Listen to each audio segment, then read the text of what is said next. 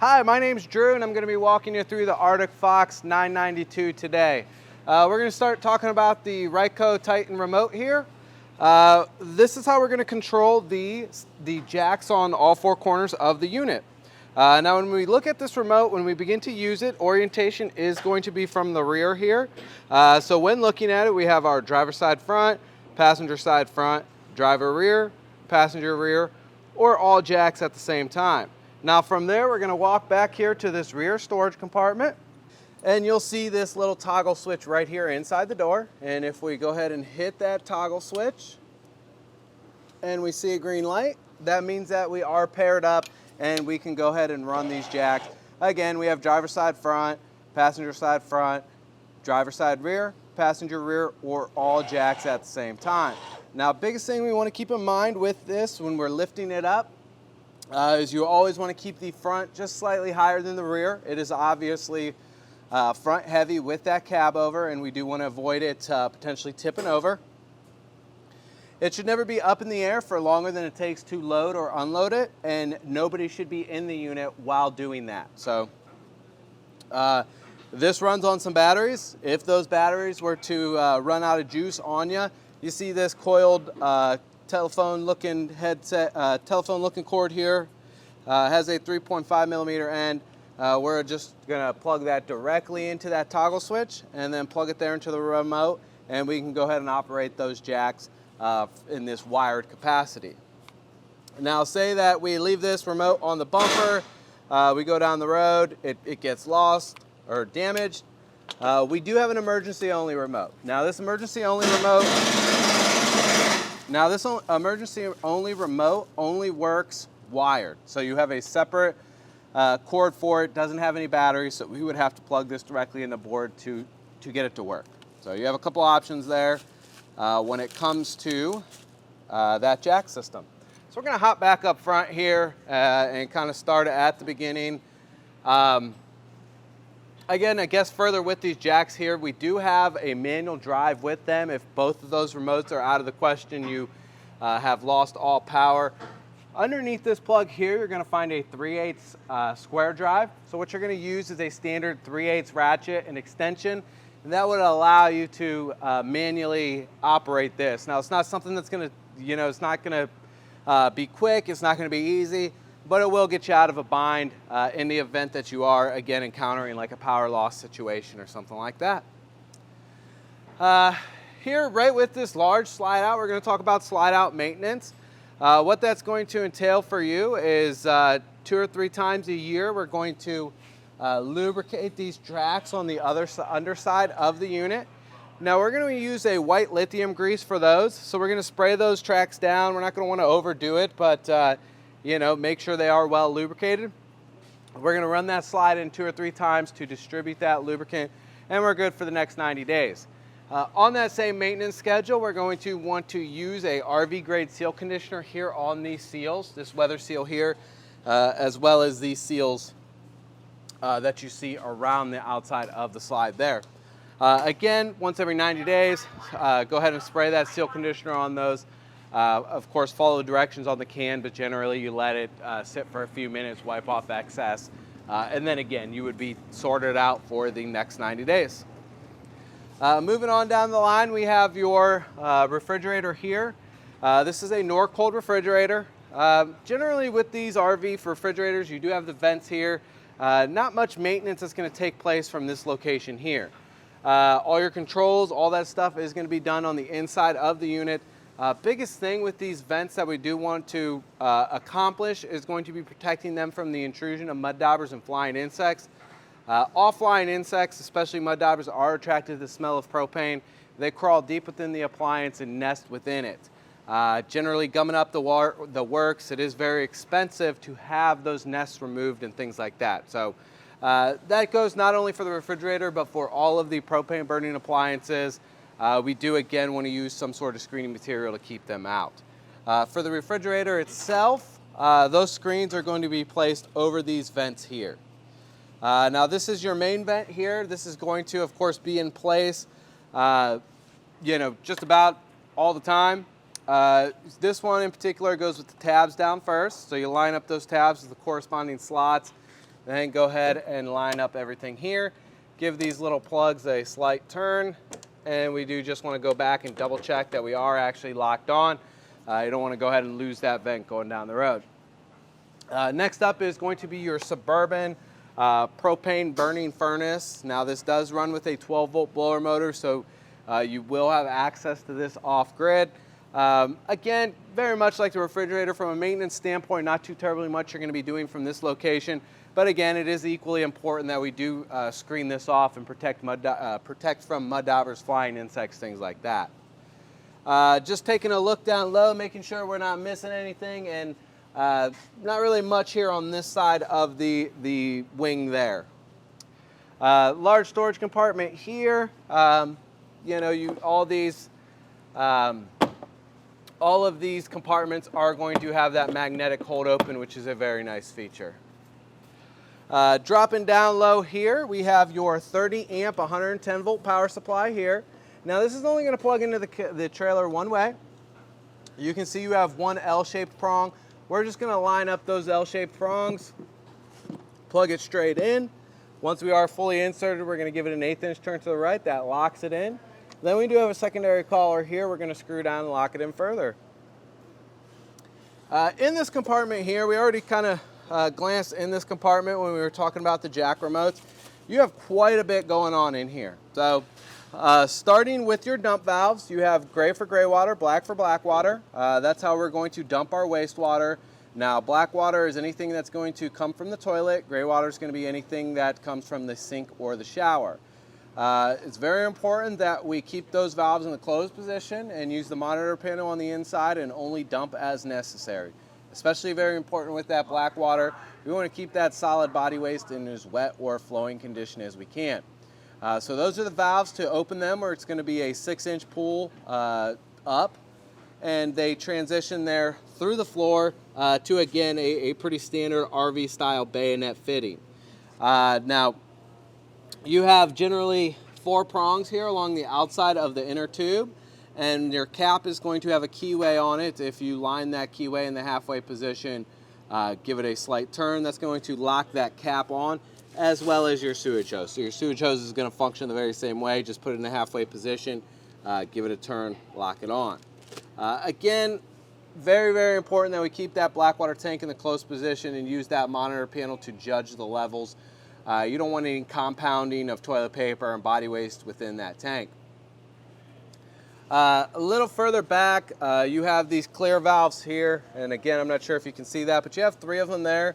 That's how we're going to drain the freshwater holding tank as well as the low point drains. All 3 of those valves are going to transition through the floor just like that bayonet fitting. And again, you have one that's going to drain the freshwater holding tank, and the other 2 are going to be your low point drains. Now, a low point drain is going to be the lowest point in the unit's plumbing. It's how you're going to drain everything in between water source and fixture. It's very important that you do purge the system of water anytime the unit is going to be in storage for more than 7 days. Very easy. You can do most of that from this compartment here with those 3 valves. Last little bit of that process is going to be draining the water heater separate. We're going to get to that here in just a few minutes, and we'll go over that process. I believe that just about covers it here on this compartment with your dumps. Here on the rear end, we have your sewage hose storage. So this is accessible from each side. It does have a slide out tray. It can just about accommodate any size sewage hose. Works excellent, keeps you from having to store your sewage hose with some other things, which is nice. We have this little door here. Now this is going to be your manual drive for that slide. So again, and say you have a power loss situation, here on the inside we're going to find an oversized crank handle. We would use that at that location to go ahead and bring that slide in. Couple 110 volt all-weather outlets, nothing too crazy here. We have this awesome step system from Arctic Fox. Of course, you have this step here that's low, that's on the ground here. This very easily slides there onto the tracks, and then you would of course use this spring latch to go ahead and put it here in the accommodating holes to lock that on. That works great. We're going to leave that removed for now. But you also have the Fox landing here, and this is pretty cool too, because everything again is kind of self-contained. You go ahead and pull this here. That's going to allow that to lift up, and then you have this latch that's going to drop back down, and that's going to go ahead and lock that in that up position there. When it comes to putting it down, we just go ahead and lift up, or of course pull the cord here, allow that to drop down, and then we can go ahead and fold that down there. We have your basement here. So basement storage, they give you a nice long tray here. Very efficient use of space. Again, you could use that to store your power cords, store any septic components that you don't want to store in the bumper. It's a very nice feature to have. As you'll quickly find out, you cannot have too much storage when it comes to a camper. Rooftop ladder access, that's going to bring me to my second point of maintenance, which is going to be the seals throughout the camper.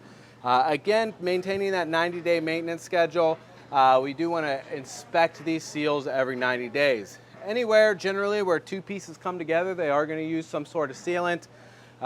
Those types of sealants differ from whether it's on a vertical or a horizontal plane. Here on the body, you're going to generally use a 100% silicone product to touch up where those two pieces come together. And especially again on a 90-day, every 90 days, we want to at least, at the very least, take a look at that. Make sure there is no degradation in those beads of silicone. Make sure everything is looking good, so on and so forth. Generally on the roof, what you're going to find is a self-leveling lap sealant. Again, every 90 days, we're going to use this rooftop ladder to go ahead and inspect those seals. And again, we're looking for any cracking, any peeling, anywhere where it looks like water could possibly get in, it most likely will find its way in. Ideally, we want to catch that as soon as possible to help with any, we want to prevent any water damage, and we can do that as long as we are on, again, that diligent 90-day maintenance schedule. Ladder does fold down here, so we have a little locking bar here, so we can go ahead and slide that up. That will allow that ladder to come down, and this one's a little stiff, so that one will come down. And then you'll have some cotter pins here. You can actually pin that ladder into position, keep it from, make it a little more stable. Down low here, we have generator access. Other than maintaining the generator itself, you're not going to probably be in this compartment with this door removed too often. Of course, Onan has its own service schedule. It'll come with a DVD. It's going to outline that. So consult your owner's manual for oil change intervals and just good general maintenance. The reason why I have this panel removed here is a common occurrence is you have a little yellow flip switch style resettable breaker there.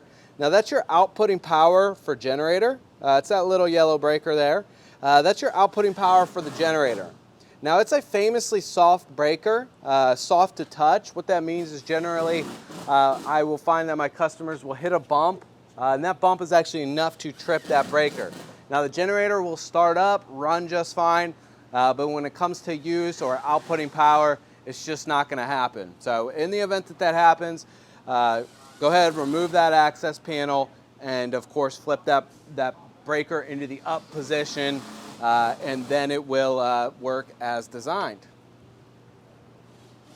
Down low here we have a auxiliary propane port. Now this is a quick connect fitting. This is designed for any high flow propane appliance, whether that be a grill, fire pit, heater. Slide the locking collar back, insert the corresponding male fitting. It's going to go ahead and lock on. There's going to be a valve slightly further back. Turn that valve on, and we do have access to our propane supply here on this side. We have a Suburban 6-gallon water heater here. Now this water heater itself is going to be dual source. It's going to run with 12-volt direct spark ignition. and propane sourced, or it's going to run on standalone 110 volt electricity. We have your toggle switch to run it on 110 volt electricity here on the outside of the unit, so we want to go ahead and make sure that's in the on position when we are wanting to run it on 110 volt. And our propane switch is going to be on the inside of the unit, so they kind of separate. They separate the switches there. Biggest thing that I find is people will forget to turn that switch off when they're not in use, so make a mental note to do so. Now, manufacturer has a couple further recommendations. Number one, they want you to drain this separate of the rest of the system if the unit is going to be in storage for more than 7 days. What that's going to look like for you is, of course, giving it ample time to cool down, generally at least 3 to 4 hours. From there, it's very important that we depressurize it. We can do that using this sprayer right here. What we would do is we would, of course, cut the inflow of water to the unit. So if we're running off the water pump, we're going to shut that off. If we're running off the city water connection, we're going to either turn that spigot off or physically disconnect the hose. So with no fresh water running into the unit, we're then going to turn the hot side of this spigot on. We're going to go ahead and hold this sprayer open until that water stops flowing from this location. So once that water's done flowing here, we are safe to come here and remove your drain plug. Now, this is 1 1/16" socket size. You'll probably need an extension to access that as well. We'll go ahead and back that off. Once we back that off, the remaining 4 or 5 gallons of water are going to go ahead and drain from that location. Now, this is also an anode rod. What an anode rod does is it acts like a magnet for hard water deposits, calcification, things like that. They deposit on the end of that anode rod as opposed to the inside of the water heater. It is a consumable part, so expect to get a year or two or a season or two of camping before being replaced. So generally it starts out about 3/4 of an inch, 3/4 of an inch by 12 inch. By the time it needs to be replaced, it's going to be about the size of a pencil and look very decrepit. So again, you should be doing that process anytime the unit is going to be in storage for more than 7 days. On the flip side of that conversation, we do need to kind of manually prime this or feed 6 gallons of water in it before we start utilizing the water heater. So to do that, it's going to be a very similar process. We're going to start by introducing water into the unit. Again, if we're using the water pump, we're going to flip that switch into the on position. If we're using the city water connection, we're going to go ahead and reconnect that hose and physically turn on that spigot. So with the fresh water running into the unit, we're again going to use this outside shower, and we're going to focus there again on the hot side of that outside shower. And we're going to, again, hold this until we see water continuing flowing through the unit. Now, it's good. That flow is initially going to start very bubbly or airy. What we're looking for is that flow to normalize here before we know that this is clear for takeoff. So once that flow normalizes, you're good to go here.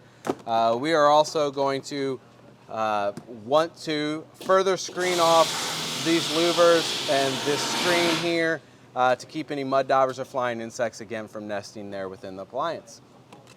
Sprayer here, I know we referenced it slightly, but didn't go more in depth on it. This is going to again utilize that quick disconnect style coupler with the locking collar. So to connect or remove, we just slide that locking collar back.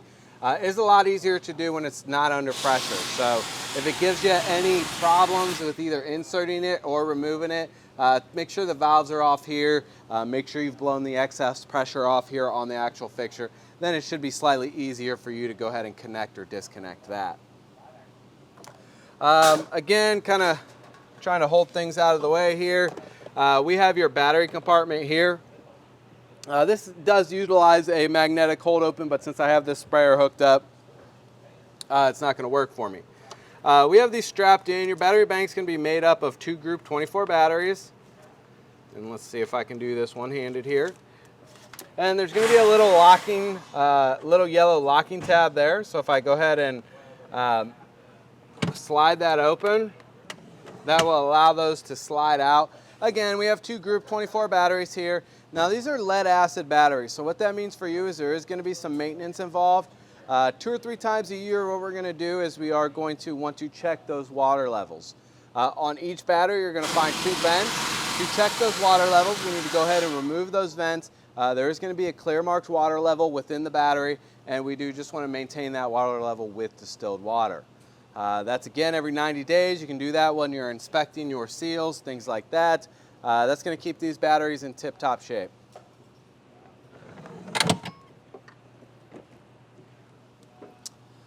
Cable satellite inlets here. What you have here is you have two RG6 cable fittings. These are going to be a pass-through connection to the designated TV area of the camper. Again, a standard cable fitting.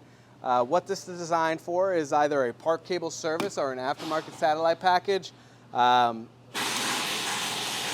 Idea being that both of those will again feed from this location to the designated TV area of the camper. Here we have your potable water fill. Now this is going to be if we're doing any boondocking or dry camping. Before we get there, we're going to want to fill up this tank. Starting by removing the cap here, we're going to stick a drinking water hose directly in that orifice. We're going to fill it up till it overflows. Once full, we cap it off. And we do need to use that onboard water pump to pressurize that system and draw that water up to the fixtures. That switch is going to be on the inside. We're going to get to that soon enough, but that's in theory how that's going to operate there. Now, if we're in the capacity of an RV park where we do have access to full-time running water, we're going to come down here and we're going to utilize the city water connection. That's going to be this guy right here in the middle, and that's going to be denoted by that white fitting.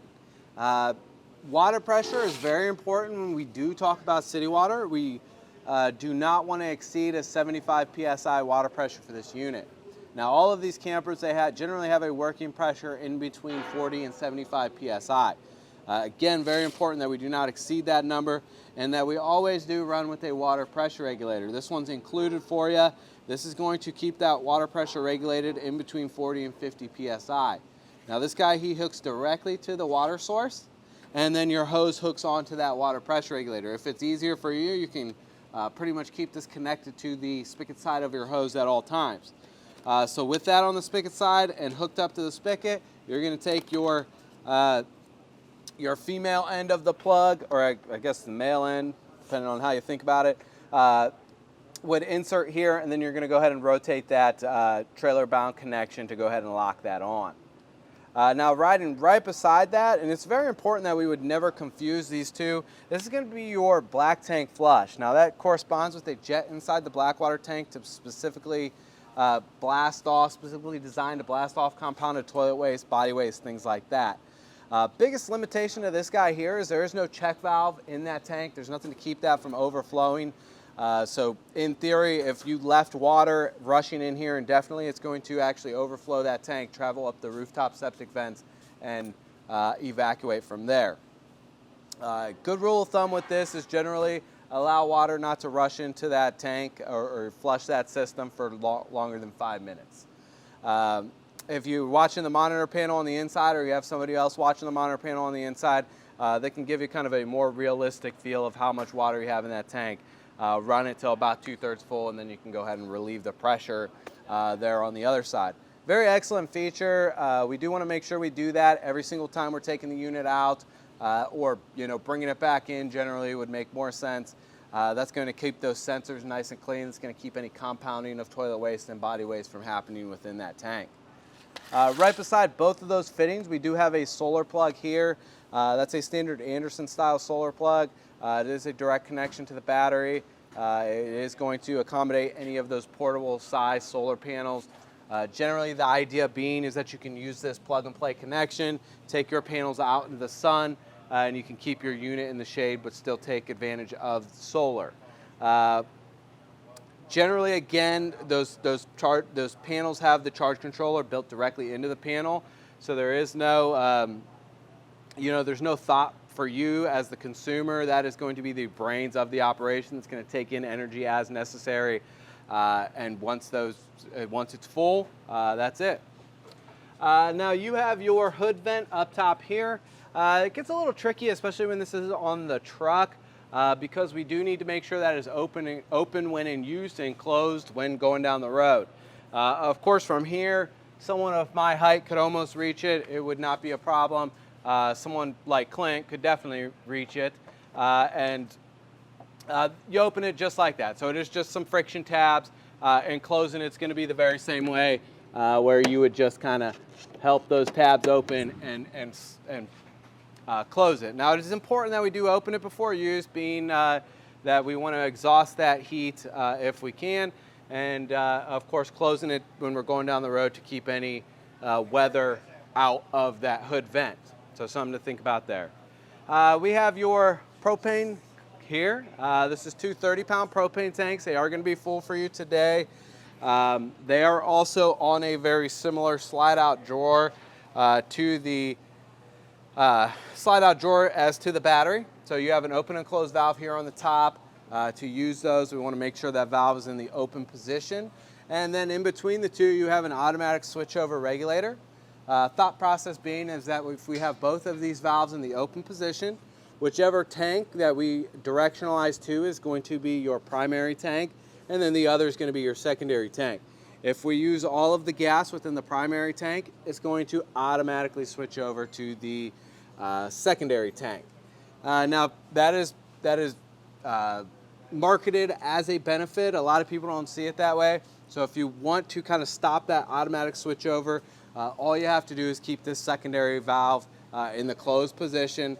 At that point, when you go ahead and use the entirety of this tank, you would then have to manually switch it over to that other tank and then go ahead and open that valve here. And then again, everything does kind of feed back into that compartment. On that lock, once we are fully inserted, that is going to again lock in. Again, taking a look, making sure we're not missing anything, and I think we're pretty clear. That does just about cover it here on the outside of the unit. We're going to hop on the inside and take a look at those features. So here, right on the inside of the entry door, we have quite a bit going on. So here at the bottom, we have your fuse panel breaker box. Everything here on the right side of that breaker box is going to be a replaceable automotive blade style fuse. Functions are going to be labeled right there. Very good idea to pick up a variety pack of fuses to keep with the unit in the event that any of these were to burn out. You do have a replacement. And then there on the left, we have your 110 volt appliances. Those are going to be a standard resettable style breaker, just very much like you're going to have at your fuse panel box at home. Just up from there, we have your awning switch. Now this is for that rear awning. This is a momentary switch, so you can control how far out that awning goes. If you go ahead and remove your finger from the switch, that awning stops. Really nice awning. Really nice to have this back porch area. It does have we do have speakers back here, porch lights, things like that. We're going to get to those functions here in just a bit. Above that, we have the dimmer switch here. Now this is what they call a courtesy light. So this is only going to control one light there within the kitchen itself. It's just a switch that you can hit coming into the unit if it is dark to light your way, get you in the door, and allow you to find the switches for the other lights. And then above that, we have your slide in and out switch here. Is again a momentary switch.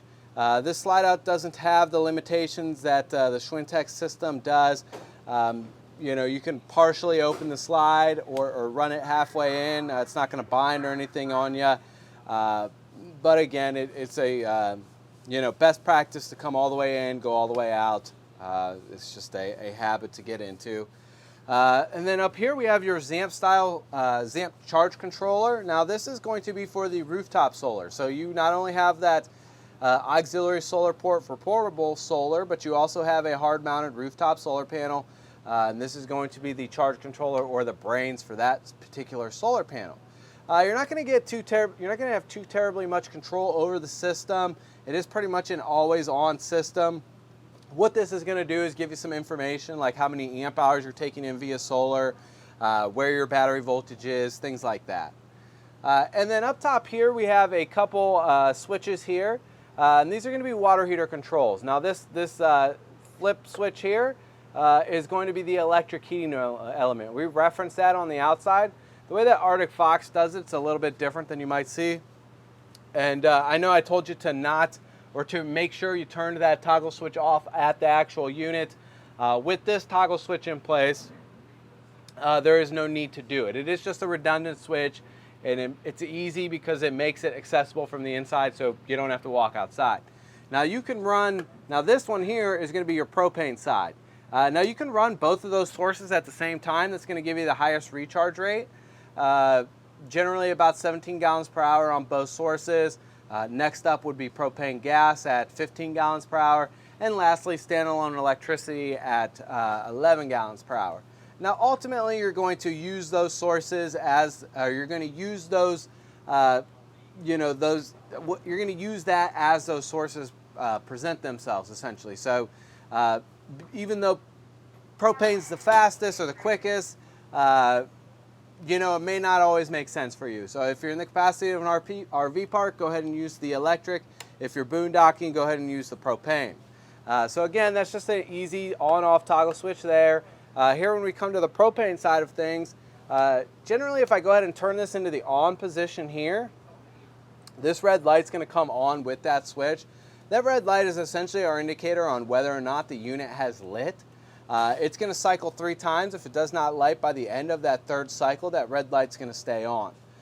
So generally, if you come back 5 minutes later and that red light's on, that means the water heater did not light. Either your valves on the physical tank are off, maybe there's no gas in the tank, or maybe the propane just hasn't made its way through the line to the appliance.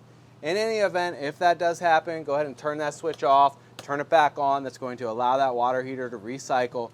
As long as there is propane in the tank, generally it will light on the first try of that 2nd cycle. So coming here into the door, we have your first piece of safety equipment here. That's going to be your fire extinguisher. You'll see a little green test tab here on the extinguisher itself. It's very important that we do test all of our safety equipment every time we take the unit out. For this particular appliance, we're going to push that test tab down. If it springs back, that means there's pressure in the unit. If it stays depressed, we need to pull that out and go ahead and replace it. So coming here into the unit, of course, other than kind of the usual suspects of the cabinetry, things like that, here into the kitchen area, we have a nice light here. You have different brightness levels, which is cool. Nice large single bay sink, which is again a really beautiful sink, nice feature. Multiple spray modes on that head there, so you can go ahead and it looks like we have the water pump off. You can go ahead and have multiple different sprayers there. Let me hit this water pump on to pressurize that system. So you have different spray modes there. It looks like it's not communicating with or cooperating with me, might be low on water. Different spray modes, whether it be a hard spray or a soft spray, and then you have, of course, the pool hose there. Very much like a residential fixture, though, so you probably have seen that before. Backtracking up here to the entry door, we have our porch light here. Now this is just going to be this LED light there on the top of the right on top of the entry door. And again, it's very much just like a porch light to light your way after dark. Also here in the kitchen area, of course, a good bit going on here on this hood vent.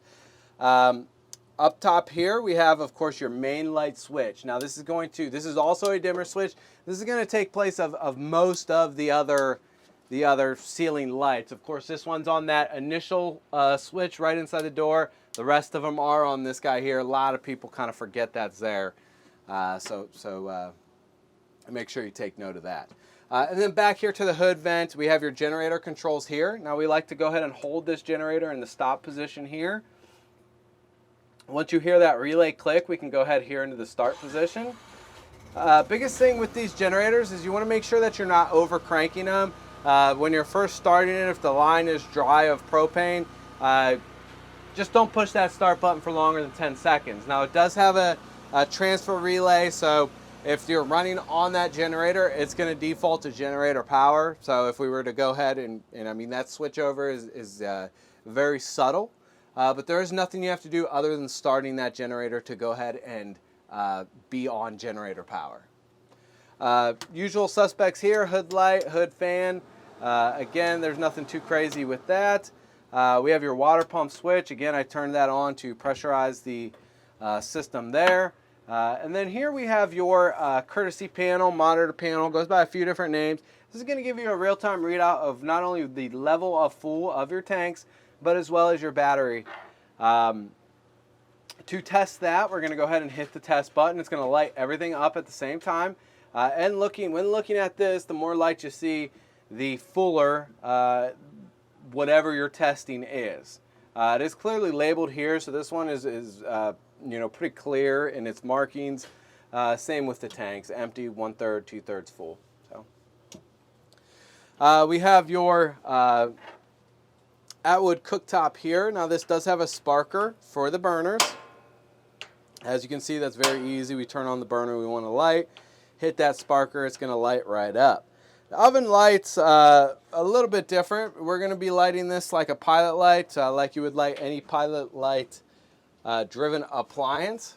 So we're going to push this in while holding this in that pilot position. We're going to take a long stem barbecue lighter and we're going to put our flame right in between those two prongs there. Now one of those prongs is thermocoupler, the other one is actually the propane line. Once we see a flame there at that propane line, we're going to hold this in for another 2 or 3 seconds, make sure that thermocoupler is heated up. Once we've done that, it's going to stay on, and then we can go ahead and cycle here through further to make sure we have the temperature that we like. Make sure I have those off. While I'm down here, we're going to talk about your safety alert propane alarm. Now this is another piece of safety equipment. It does have a test button, functions very much like a smoke alarm, although this runs on this doesn't run on a 9-volt battery. This is actually wired into the 12-volt section of the camper. Again, very important that we test our safety equipment before going down the road, and there's a easy test button to do that. Here in the dinette area, of course, again, we have the storage, you know, things like this on the underside, works very well. But we also have this really nice dinette table, and this does make a bed as well. And this is probably the most user-friendly option available when it comes to making to have a dinette bed or dinette sleeping area. You just have a locking. You have a locking bar here. We're going to rotate that out of the way. And literally, that's on a little gas strut back there. If you put some downward force on it, that's going to actually drop that down. Now, where we would initially move the cushions out of the way, and we want to drop that down to that tabletop's resting on this ledge here. Once it is all the way down and resting on that ledge, we just rotate this bar back and allow that to lock in that locked position. That's going to keep that down.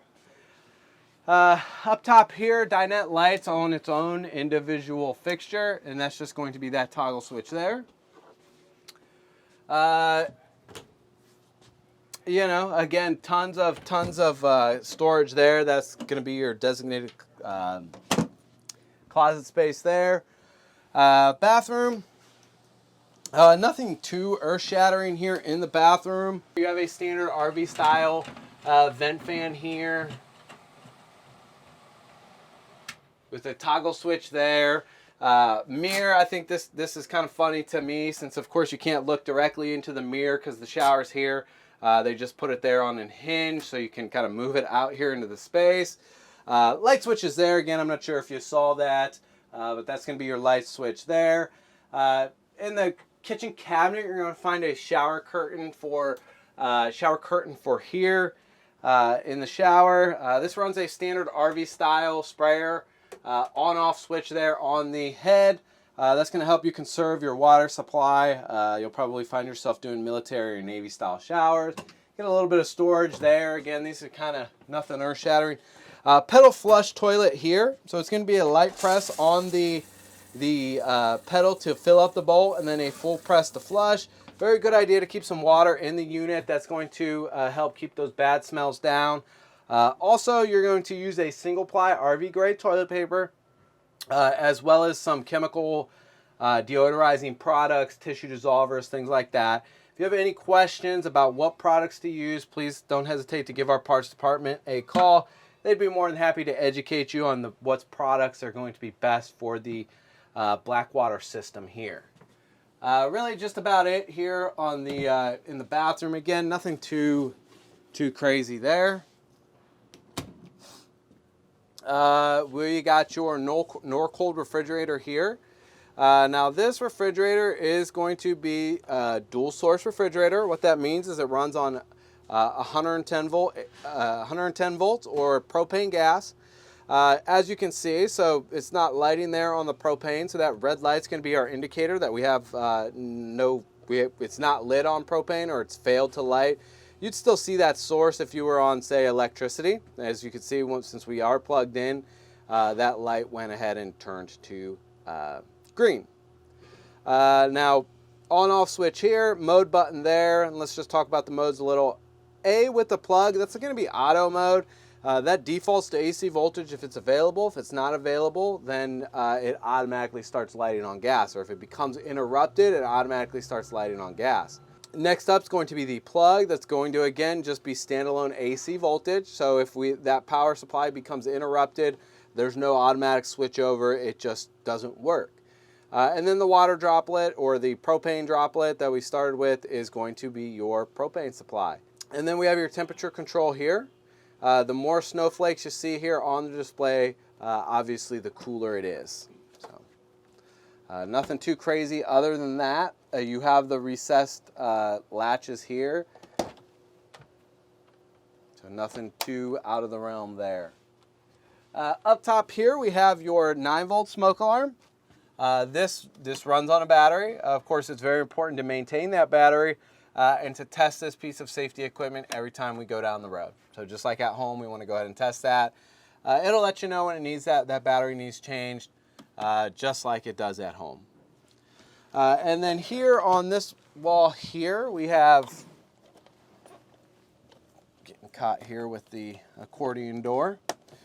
We have some light switches here. That's going to be for the cab over lights, which is cool because if you forget to turn those off, you don't have to climb all the way back in bed to hit those switches, which is nice. We have your air Excel thermostat here. This is going to be a mode button here. So you have a single mode button, and then you have your temperature control here. This is going to run both the furnace as well as the air conditioner. So as you cycle through the modes, you have fan low, fan high, cool high, cool low auto. Now it's very important to differentiate between the cool low and the cool low auto or cool high auto. Difference being that is if you're on either just cool low or cool high, that fan's going to run indefinitely whether it hits that temperature or not. So just like at home, you need to keep that in that auto mode if you want this thermostat to actually kind of communicate with the air conditioner. Once it hits that set temperature here, it's going to shut it down and then kick on and off as necessary. So if we cycle through those modes further, it's going to take us there into the heat mode or the furnace mode. Generally, once it realizes what I'm doing, it's going to catch up. It's going to kick that blower motor on immediately. 16 seconds after that, it actually ignites. By that 30-second mark, it's producing noticeable heat. Now, I wouldn't be surprised in a unit of this size if it were to set off that smoke alarm within the first 15 minutes of operation. That's pretty common and just inherent of the appliance. It doesn't mean that there's anything wrong. Just within that first 15 minutes of operation, it doesn't burn as efficient as the smoke alarm essentially would like to see. So as it runs, that efficiency rate goes up and it ceases to set that off. So if that happens, just don't be alarmed. It is, again, pretty straightforward. And then above that, we have your Kenwood CD, DVD, AM, FM radio, Bluetooth. You have auxiliary ins, things like that. It's actually a car stereo head unit, so it's going to operate, fairly like you would expect one of those to do. One thing to talk about is because this is a stereo unit and not a standard RV stereo, is when it comes to the zones, like the speaker zones, and you have 6 speakers or 3 sets of speakers throughout the unit, you're going to use the fader from front to back. So you would again, and I'm not going to show it here on the display, but if you wanted that sound to be only coming from these bedroom speakers, you're going to run that fader all the way to the front here. If you want those to be only the outside speakers, you're going to run that fader all the way to the rear. And if you want it to be all the speakers, it's going to be right dead center. So just like you would in a vehicle.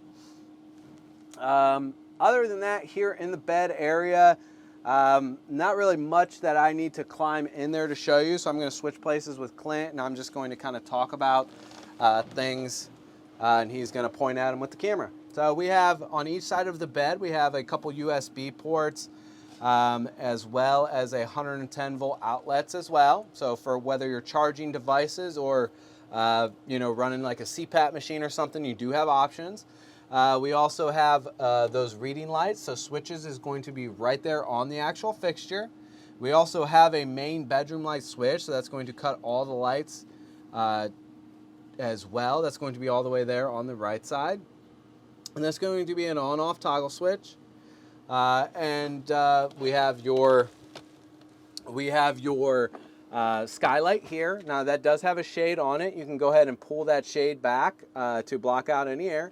And then forward there, we're going to have an exhaust fan. So that's going to be a 12 volt exhaust fan. Of course, we have the cover on it right now.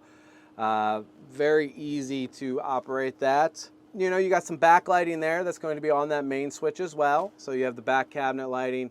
And again, speakers, not too terribly much to speak of back here, but you do have your television back here as well. Now this television is locked in, has a little pull chain here that we can pull that's going to allow this arm to pivot. Essentially, we could take this pivot and move this TV all the way out here into this kind of common area. That way, if we were sitting there on the dinette, we could watch it. It is going to be a 12 volt TV, so you will have access to that off grid.